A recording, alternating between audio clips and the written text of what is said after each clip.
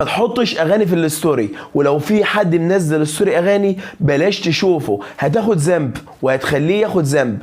الموضوع اعظم مما تتصور. لما تحط اغنيه وحد يسمعها هتاخد ذنب كل واحد شاف الستوري ده، ولو عجبته هيروح يحملها او ينزلها من عندك فيحطها في الستوري بتاعه، واللي عنده يعملوا نفس الكلام، وكل ده يصب في ميزان سيئاتك انت متخيل؟